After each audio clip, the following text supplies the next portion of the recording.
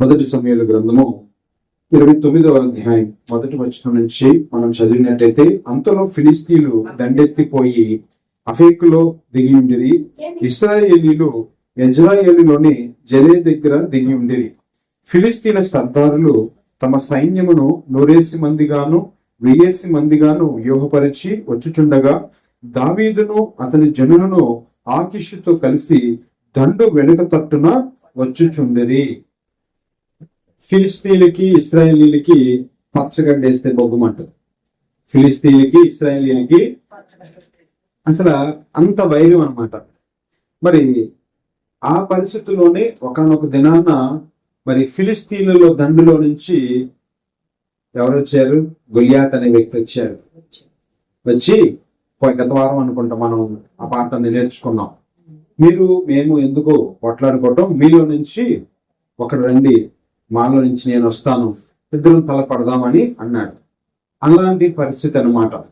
ఎప్పుడైతే దావీదు గొలియాతును చంపాడో, చంపి వస్తుండగా ఇశ్రాయేలీలో కొంతమంది స్త్రీలు దావీదు 10,000 కొలది, సౌలు 1,000 కొలది అని పాటలు పాడుతా ఉన్నారు. ఎప్పుడైతే దావీదు 10,000 కొలది అన్నారో, సౌలుకి ఏమొచ్చింది? ఈర్ష్య కలిగింది. నేను రాజునైతే నన్ను పొగడకుండా దావీదుని అంటారా, నా సేవకుడిని, నా పనివాడిని అంటారా అని కోపం వచ్చి అప్పటి నుంచి దావీదుని చంపాలని సౌలు ప్రయత్నం చేస్తున్నాడు. ఆ పరిస్థితుల్లో దావీదు పారిపోయాడు. సౌలు నుండి ప్రాణాన్ని కాపాడుకోవటం కోసం దావీదు పారిపోయి శత్రువులైన ఫిలిస్తీన్ల దగ్గర తలదాచుకున్నాడు. అప్పటికే చూడండి 27వ అధ్యాయం, అదే మొదటి సమూయేలు గ్రంథము 27వ అధ్యాయం 7వ వచనాన్ని చూడండి. 27:7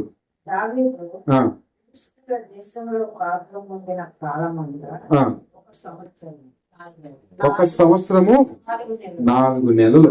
అప్పటికి ఆగండి, ఎప్పటి నుంచో అక్కడ ఉన్నాడు. ఎందుకంటే దావీదుకి అర్థమైంది, ఆ యూదా ప్రాంతంలో ఎక్కడున్నా సౌలు తరిమి పట్టుకుంటాడు, సౌలు నన్ను ఎలాగైనా చంపేస్తాడు, నేను ఎక్కడికి వెళ్ళినా అతను నన్ను విడిచిపెట్టట్లేదు, ఇంకా శత్రు దేశంలోకి వెళ్ళిపోదాము. ఎందుకంటే ఫిలిస్తీన్ల దేశంలోకి అయితే సౌలు రాడు, ఎందుకంటే శత్రు దేశం కాబట్టి అక్కడికి రాడు, కొంచెం నేను నెమ్మదిగా ఉండొచ్చు అని చెప్పి ఫిలిస్తీన్ల దేశమైన వెళ్ళిపోయాడు.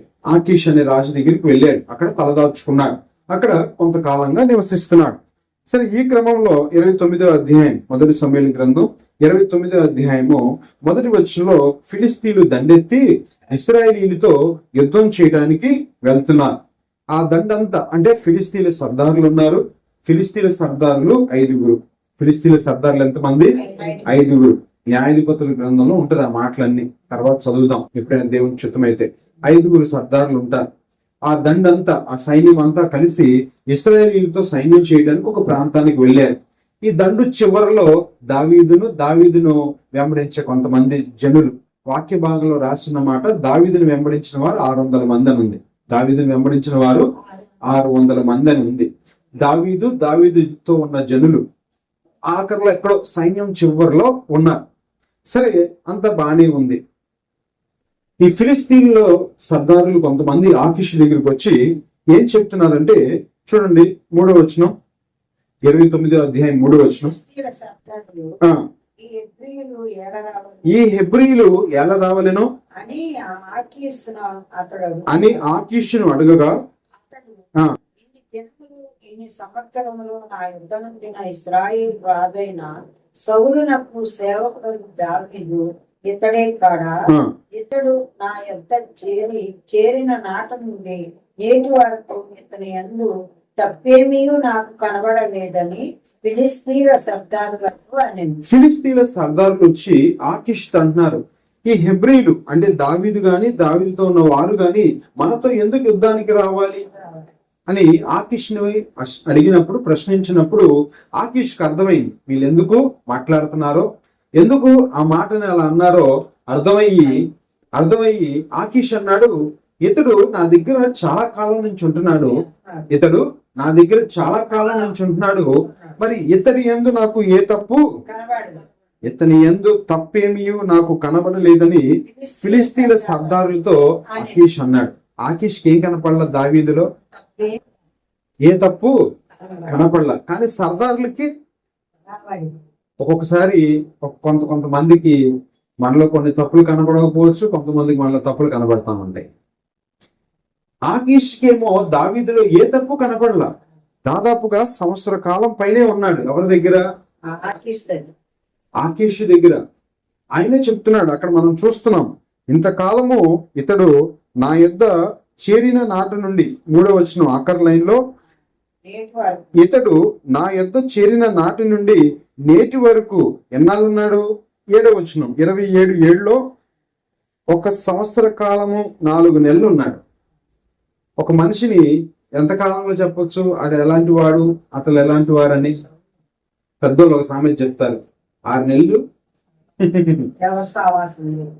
కొంచెం మన జ్ఞానం ఎక్కువ ఉంది అనుకోండి, 1 నెల సహవాసంతో చెప్పేయచ్చు వాళ్ళు మనస్తత్వం ఎలాంటిది, వాళ్ళు ఎలాంటి వారు అనేది చెప్పేయచ్చు.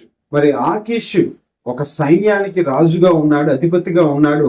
మరి అతను ఎంత జ్ఞానం కలిగిన వాడై ఉంటాడు?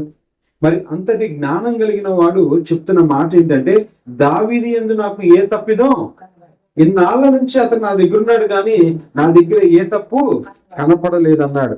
ఇంకొక మాట కూడా మీరు చూడండి, అదే 29వ అధ్యాయం 6వ వచనాన్ని చూడండి. 29వ అధ్యాయం 6వ వచనం. కాబట్టి పిలిచి యెహోవా జీవము తోడు నీవు నిజముగా. ఆగండి, ఆకీష్ ఎలాంటి సాక్ష్యం చెప్తున్నాడు? అయ్యా దావీదు, నా జనులు నిన్ను యుద్ధానికి నాతో తీసుకెళ్ళడానికి ఇష్టపడట్లేదు, నువ్వు రావద్దని చెప్పాడు. పై వచ్చిన భాగాల్లో ఉంటది అదంతా కూడా, 29వ అధ్యాయం పై వచ్చిన భాగాల్లో ఉంటది.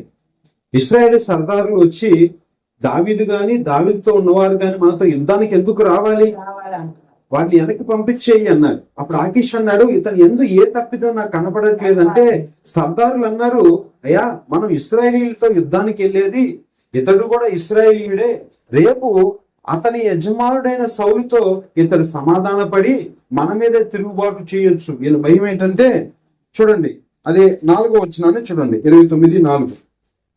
అందుకు ఫిలిష్తీయుల సర్దారులు అతని మీద కోపపడి, ఈ మనుష్యుని నీవు నిర్ణయించిన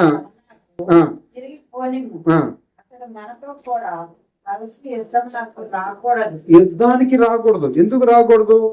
యుద్ధమందు అతడు మనకు విరోధము అవునేమో.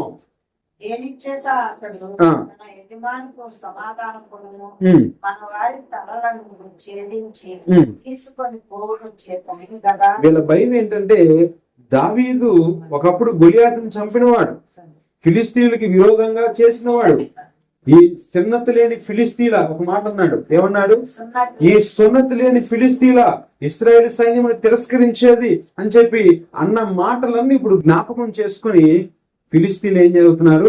భయపడుతున్నారు. అయ్యా ఆకీషు, ఇతని యుద్ధానికి రానియద్దు, మనతో వస్తే ఒకవేళ తన యజమానుడైన సౌలుతో సమాధాన పడిపోయి మనకే విరోధమయ్యి మన చంపుతాడేమో. మనలో కొన్ని భయాలు మనం పెట్టేసుకొని ఎదుటి వారి మీద ఏమేస్తాం? అపనిందలు వేస్తా ఉంటాం. కానీ ఆకీష్ ఏమంటున్నాడు? అతని యందు ఏ తప్పిదం నాకు కనపడలేదు. దావీదుతో అంటున్నాడు 6వ వచనంలో, కాబట్టి ఆకీషు దావీదును పిలిచి, యెహోవా జీవము తోడు నీవు నిజముగా యథార్థపరుడవై ఉన్నావు, దండులో నీవు నాతో కూడా సంచరించుటకు నా దృష్టికి అనుకూలమే, నువ్వు నాతో ఉండటానికి నాకు ఇష్టమే, నాకు ఎటువంటి అభ్యంతరం లేదు. కానీ ఈ ఫిలిస్తీన్ల సర్దార్లు అబ్జెక్షన్ చేస్తున్నారు. ఈ ఫిలిస్తీన్ల సర్దార్లు అబ్జెక్షన్ చేస్తున్నారు, ఆటంకపరుస్తున్నారు. వాళ్ళ మాట వినాలి తప్పదు, వాళ్ళ మాట వినాలి తప్పదు. ఇక్కడ దావీదు మీద వారు చెడ్డ మాటలు ఆడుతున్నారు, అబద్ధ సాక్ష్యం పలుకుతున్నారు. ఈ రాత్రి ప్రభు మనతో మాట్లాడే మాట ఏంటంటే మాటే. ఈ రాత్రి ప్రభు మనతో మాట్లాడే మాట ఏంటంటే మాట. మన మాటలు ఎలా ఉంటాయో చూడండి. యోబు గ్రంథము 5వ అధ్యాయం, యోబు గ్రంథం 5వ అధ్యాయం 21వ వచనాన్ని చూడండి.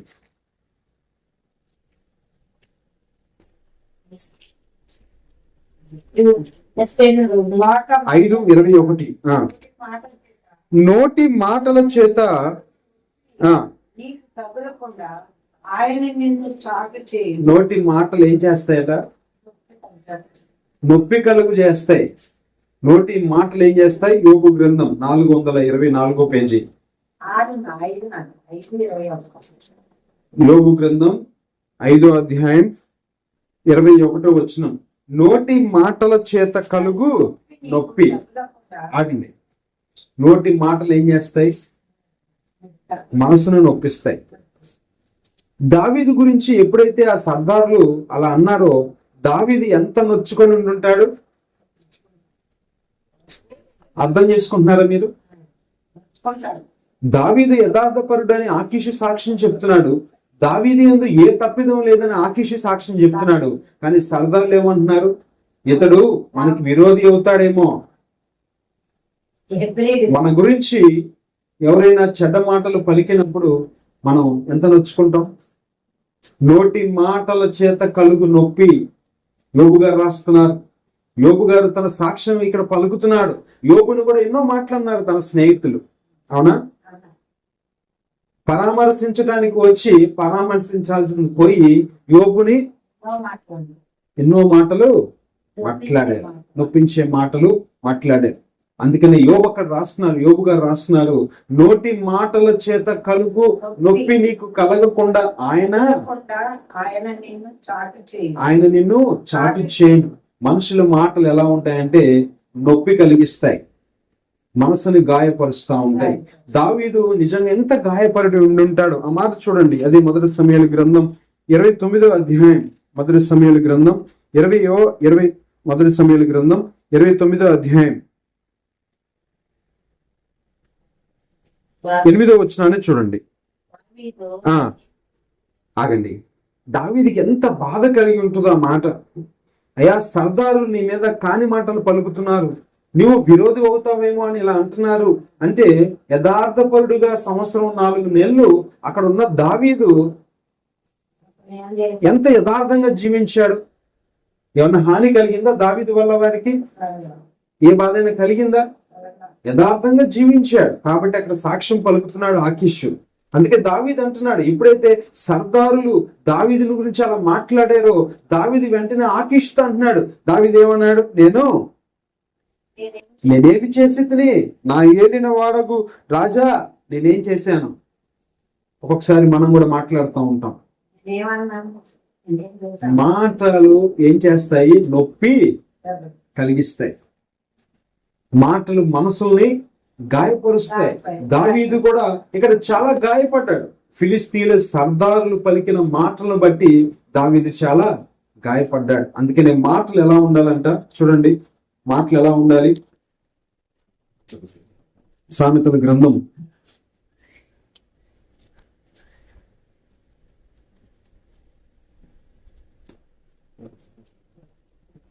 15వ అధ్యాయం. సామెతల గ్రంథం 15వ అధ్యాయం 1వ వచనాన్ని చూడండి. మృదువైన మాట క్రోధమును చల్లార్చును. మాట ఎలా ఉండాలి? మృదువుగా ఉండాలి. మాటలు ఎలా ఉండాలట? మృదువైన మాట. మృదువైన మాట కోపమును క్రోధమును చల్లార్చును. నొప్పించు మాట కోపమును. కోపం ఉన్నవాడికి ఇంకొంచెం గట్టిగా చెప్పామనుకోండి ఇంకా ఏం వస్తుంది? ఇంకా కోపం వస్తుంది. మృదువుగా మాట్లాడితే క్రోధం అంతా ఏమైందంట? మాట ఎలా ఉండాలి? మృదువైన మాట. నొప్పించే మాట కాదు మాట్లాడాల్సింది. మనం ఎలా మాట్లాడాలంటే మృదువైన మాట మాట్లాడాలి. ఎప్పుడైతే మనం మృదువైన మాటలు మనం మాట్లాడతామో అది దేవునికి ఇష్టమైనది. మనం నొప్పించే మాటలు మాట్లాడితే ఏమొస్తుంది?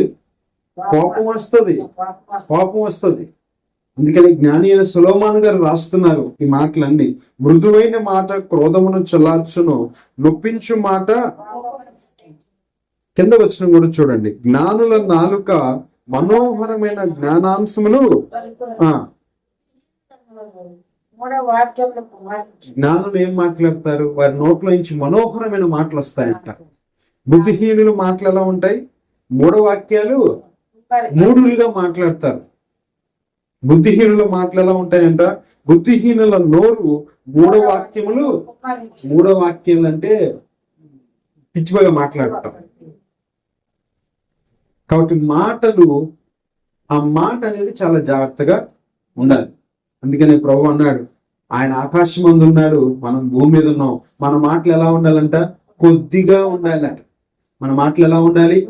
కొద్దిగా ఉండాలి. అందుకని వాక్యం చెప్తున్న మాట ఏంటంటే, చూడండి మత్తయి సువార్త 12వ అధ్యాయం, మత్తయి సువార్త 12వ అధ్యాయం 36వ వచనాన్ని చూడండి. మత్తయి సువార్త 12వ అధ్యాయం 36వ వచనం. నేను మీతో చెప్పినది ఏమనగా, మనుష్యులు పలుకు వ్యర్థమైన ప్రతి మాటను గూర్చి విమర్శ దినమున మనం పలికే ప్రతి మాటను బట్టి మనం రేపు ఏం చెప్పాలి? లెక్కప్ప చెప్పాలి. ఒక్కొక్కసారి బడబడ మాట్లాడేస్తాం, వివరం తవరం లేకుండా మాట్లాడతాం, వ్యర్థంగా మాట్లాడతాం, అనాలోచితంగా మాట్లాడతాం, అవసరం లేకపోయినా మాట్లాడతాం. కానీ వాక్యం చెప్తుంది, ఇది ప్రభు చెప్పిన మాట, నేను మీతో చెప్పినది ఏమనగా, మనుషులు పలుకు వ్యర్థమైన ప్రతి మాటను గూర్చి విమర్శ దినమున లెక్క చెప్పవలసి ఉన్నది. మన నోటి నుండి వచ్చే ప్రతి మాటకి, వ్యర్థమైన మాటకి మనం ఏం చెప్పాలి? లెక్కప్ప చెప్పాలి. జాగ్రత్త.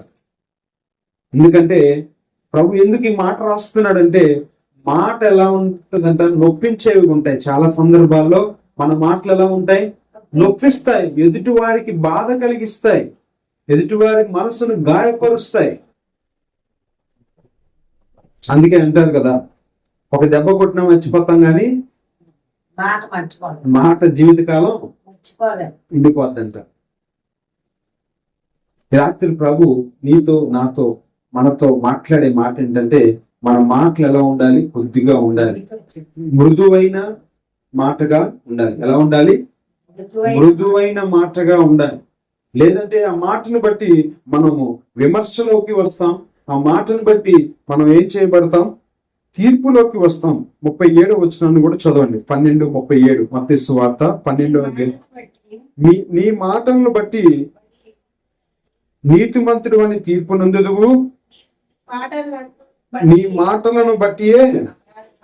దేనిని బట్టి నీతిమంతుడు, దేనిని బట్టి అపరాధి? మనం పలికే మాటలను బట్టే, మనం మాట్లాడే మాటలను బట్టే మనం నీతిమంతులమా, మనం మాట్లాడే మాటలను బట్టే మనం అపరాధులంగా ఎంచబడతాం. బట్టి మన మాటలను బట్టి మనం విమర్శ దినముందు ఏం చేయాలి? లెక్కప్ప చెప్పాలి. వ్యర్థమైన ప్రతి మాటను బట్టి దేవుని సముఖంలో మనం ఏం చేయాలి?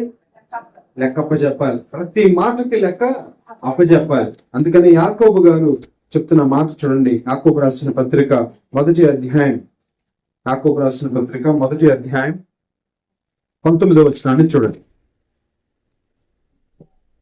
నా ప్రియ సహోదరులారా, మీరు ఈ సంగతి ఎరుగుదురు గనక ప్రతి మనుషుడు వినుటకు వేగిరపడువాడుగాను, మాట్లాడేటప్పుడు ఏం చేయాలట? అందుకే పెద్దోళ్ళు ఏమన్నారు? ఆలోచించి మాట్లాడాలంట. ఆలోచించి ఆచితూచి మాట్లాడమన్నారు. ఎందుకంటే మాట అన్న తర్వాత వెనక్కి తీసుకోలేం, మాట అన్న తర్వాత తీసుకోలేము, మాట వెనక్కి రాదు, మాట వెనక్కి. అందుకని అన్నాడు, మాట్లాడే ముందు నిదానించి మాట్లాడాలంట. మాట ఎలా ఉండాలి? నిదానించి మాట్లాడాలి, ఆచితూచి మాట్లాడాలి.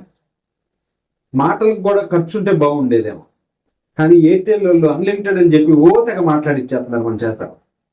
ఎయిర్టెల్ వాడు, బిఎస్ఎన్ఎల్, జియో, వీళ్ళందరూ అన్లిమిటెడ్ అన్లిమిటెడ్ అన్లిమిటెడ్ అన్లిమిటెడ్. ఎన్ని మాటలైనా మాట్లాడుకోండి, అన్లిమిటెడ్. ఇదివరకు మాట్లాడితే ఖర్చు ఉండేది. మా అవుట్ గోయింగ్ ఏమో 6 రూపాయలు, ఇన్కమింగ్ ఏమో 4 రూపాయలు. అప్పుడు మాటలు తక్కువ ఉండేవి. ఇప్పుడు ఫ్రీ అన్లిమిటెడ్ అనేసరికి మాటలు ఎక్కువైపోతున్నాయి. అందుకని యాకోబు గారు చెప్తున్న మాట ఏంటంటే, మాట్లాడుటకు నిదానించాలంట, వినుటకు వేగురు పడాలి, మాట్లాడుటకు నిదానించాలి, ఆచితూచి మాట్లాడాలి. మన నోట్లో నుంచి వచ్చే మాట ఎలా ఉండాలి? నిదానించి మాట్లాడాలి. ఈ మాట మాట్లాడితే ఎదుటి వాళ్ళు ఎలా అనుకుంటారు, ఈ మాట మాట్లాడటం వల్ల ఎదుటి వారు గాయపడతారేమో. ఆ సర్దార్లు అయితే అనేశారు, ఈ దావీదు మనతో రావటానికి వీల్లేదు, అతడు రేపు మన మీదే తిరుగుబాటు చేస్తాడేమో, మనల్నే చంపుతాడేమో అని అనేశారు. బానే ఉంది. కానీ దావీదు చూడండి, ఆకీష్ని అడుగుతున్నాడు, రాజా నేనేం చేశాను, నన్ను ఎందుకు రావద్దంటున్నావు? యథార్థపరుడు కాబట్టి ఆ మాట మాట్లాడగలిగాడు. దావీదుని గురించి అక్కడ ఆకీష్ అంటున్నాడు, నీవు ఇక్కడ నా దగ్గర ఉన్నప్పటి నుంచి అతను ఎందుకు తప్పేమీ కనపడలేదు, అతడు యథార్థపరుడు అన్నాడు. ఇంకొక మాట కూడా అన్నాడు చూడండి, మొదటి సమూయేలు గ్రంథం 29వ అధ్యాయం, మొదటి సమూయేలు గ్రంథం 29వ అధ్యాయం 9వ వచనాన్ని చూడండి.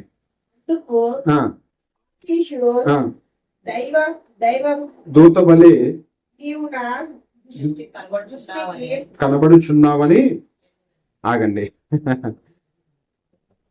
దావీదు ఎలా కనపడ్డాడంట ఆకీష్కి?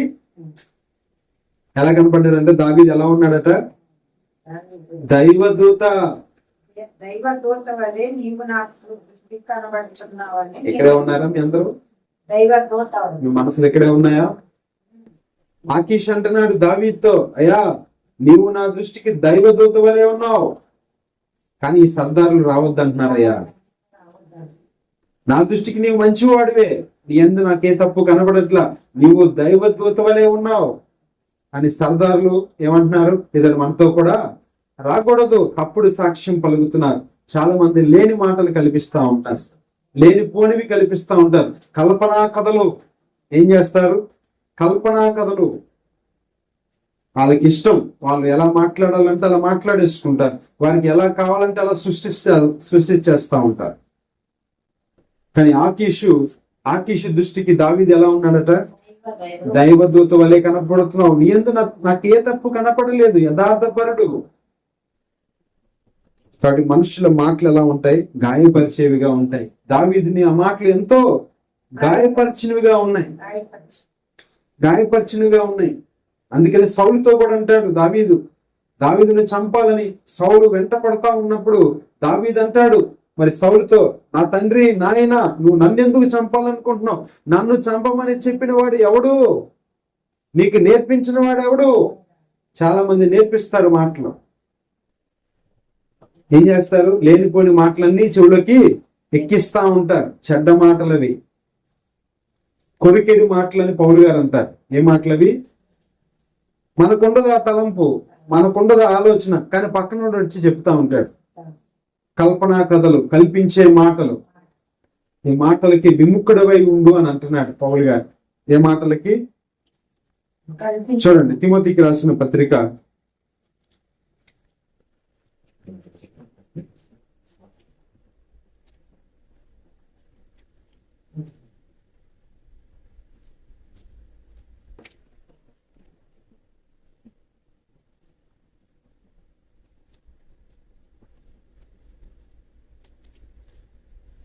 2 తిమోతికి రాసిన పత్రిక 2 తిమోతి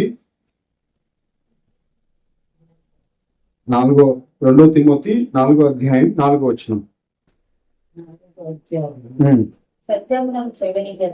సత్యమునకు చెవియొగ్గక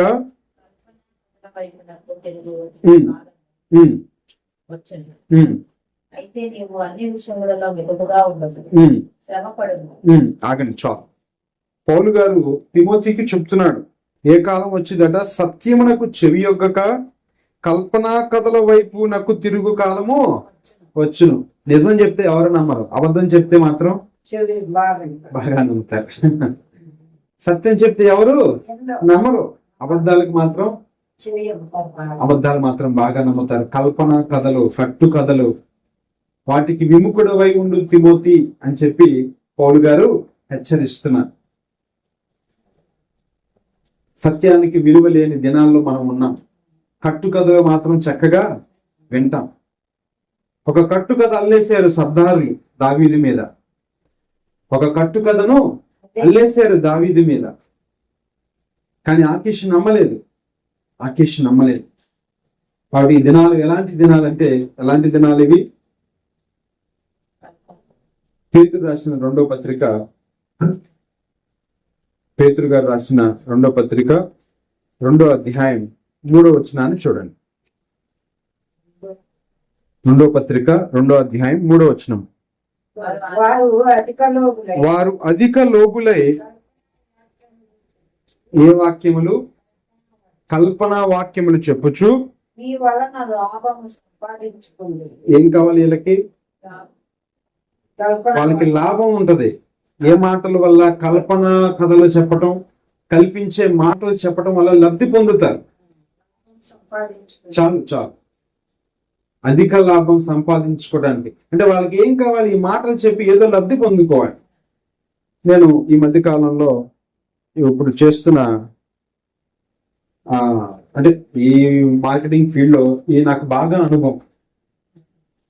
ఈ ఉద్యోగంలో నాకు చాలా అనుభవం. ఈ పరిస్థితుల్లో నేను ఎవరితో ఏమి ఎక్కువ మాట్లాడను, అక్కడ మాటలు ఇక్కడ చెప్పడం అలాంటివి చేయను. కానీ ఈ ఫీల్డ్ లో ఉన్న పరిస్థితి ఏంటంటే ఇక్కడ మాటలు అక్కడ చెప్పాలి, అక్కడ మాటలు ఇక్కడ చెప్పి లబ్ధి పొందాలి. ఇది ఈ ఫీల్డ్ అనే కాదు కానీ చాలా సందర్భాల్లో ఈ అనుభవాలను మనం ఎదుర్కోవాల్సి వస్తూ ఉంటది.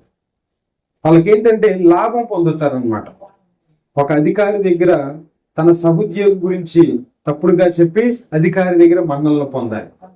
తను పని చేసే చోట వాడి మీద ఏదో 4 చాడీలు చెబితే ఆ పై అధికారికి మంచి అనిపించుకుంటాడు ఆ పై అధికారి దగ్గర. ఇలా కల్పనా వాక్యాలు, కల్పించే కథలు. మనుషులు ఎలా తయారైపోయారంటే కల్పనా కథలు చెప్పి లాభం అంటే లబ్ధి పొందుతారు. వాళ్ళకి ఏదో కొంత ఇది కావాలి, బెనిఫిట్ కావాలి. దీనివల్ల మనుషులు ఎంత సఫర్ అవుతున్నారు.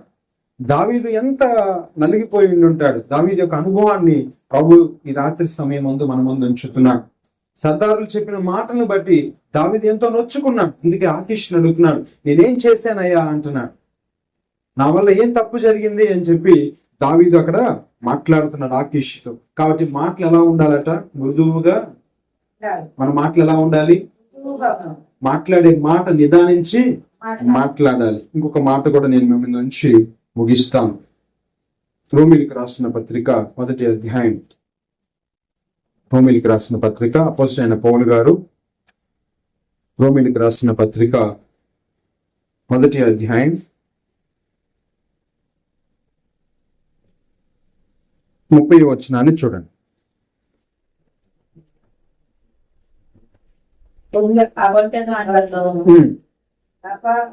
కొండెగాండ్రును అపవాదకులను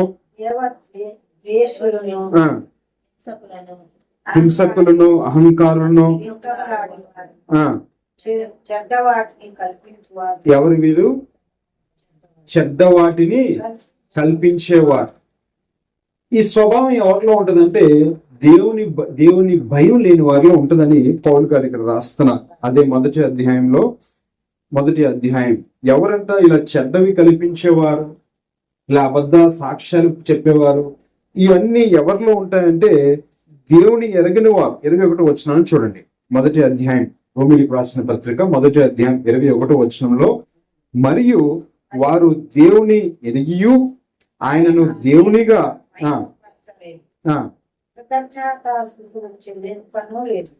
కానీ తమ వాదముల యందు వ్యర్థులైన వారి అవివేక హృదయము అంధకారమాయను. తాము జ్ఞానులమని చెప్పుకొనుచు బుద్ధిహీనులైన. 24వ వచనం చూడండి. ఈ హేతువు చేత వారు తమ హృదయములు దురాశలను అనుసరించి తమ శరీరములను పరస్పరము అవమానపరుచుకున్నప్పుడు దేవుడు వారిని అపవిత్ర. వారి హృదయములో దేవునికి చోటు ఇయ్యనొల్లకపోయేది అని ఒక మాట ఉంటుంది చూడండి. 28వ వచనం చూడండి.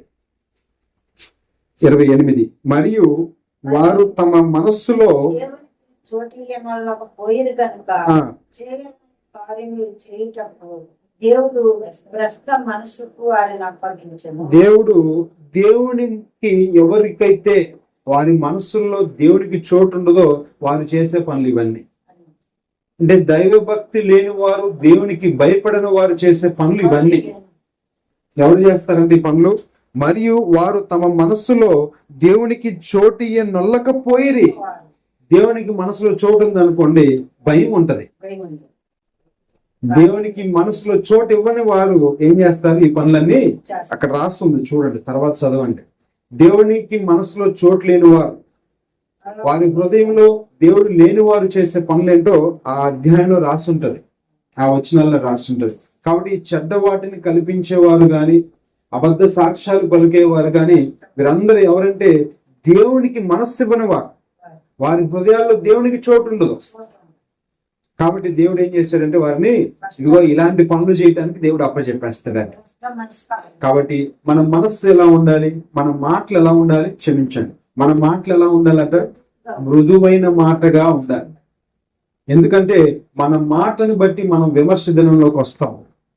వాటిని బట్టి మనము దేవునికి మనం లెక్క అప్పచెప్పవలసిన పరిస్థితి ఉంది. కాబట్టి మన మాటలు ఎలా ఉండాలి, మృదువుగా ఉండాలి, కొద్దిగా ఉండాలి. మన మాటలు ఎలా ఉండాలి, కొద్దిగా ఉండాలి. మాట్లాడటానికి నిదానించాలి.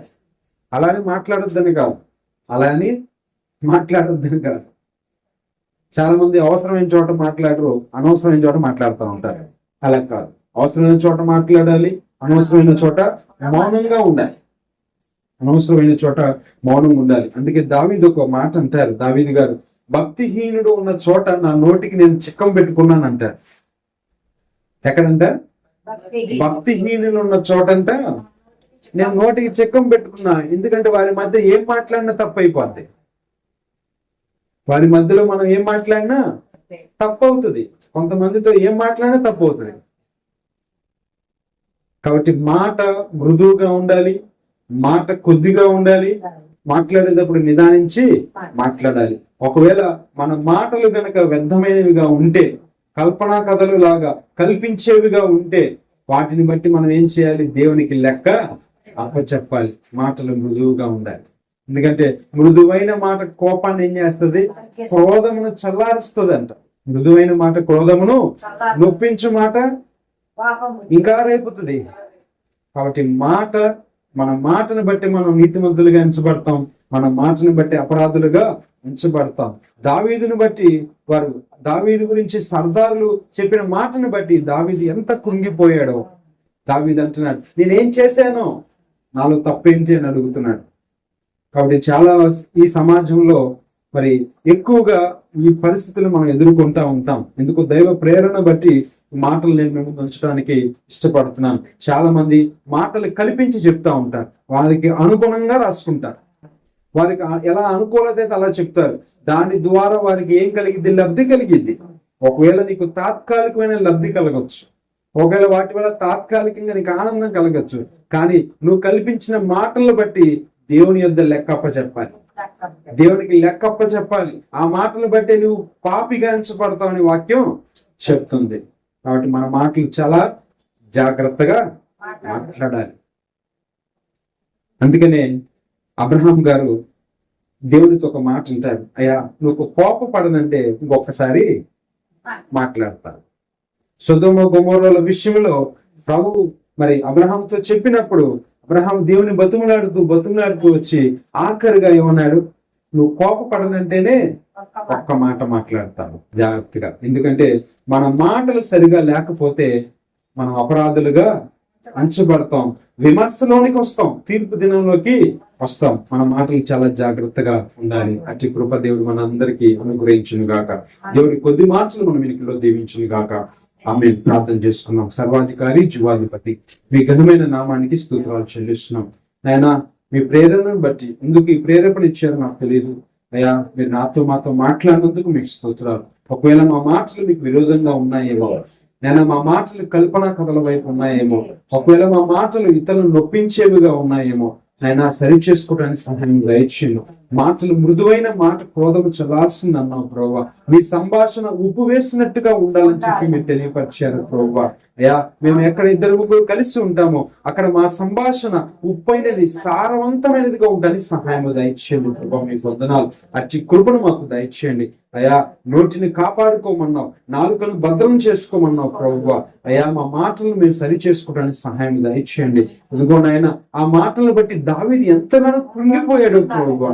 అవును, ఒక్కొక్కసారి మా జీవితాల్లో కూడా ప్రభువా ఇదిగో జనులు పలుకుతున్న మాటను బట్టి అయ్యా కుంగిపోయే పరిస్థితులు మా జీవితాల్లో కూడా ఉన్నాయి ప్రభువా. అవునయ్యా తండ్రి, ఇదిగో నాయన నోటి మాట వల్ల కలుగు నొప్పి నీకు తగలకుండా చేస్తానని సెలవిచ్చావు కదా ప్రభువా. ఇదిగో నాయన ఈ మనుషులు పలుకుతున్న మాటల వల్ల కలిగే నొప్పి నుంచి మాకు నెమ్మది దయచేయండి ప్రభువా. బలపరచండి ప్రభువా. వాటన్నిటినీ కావాలి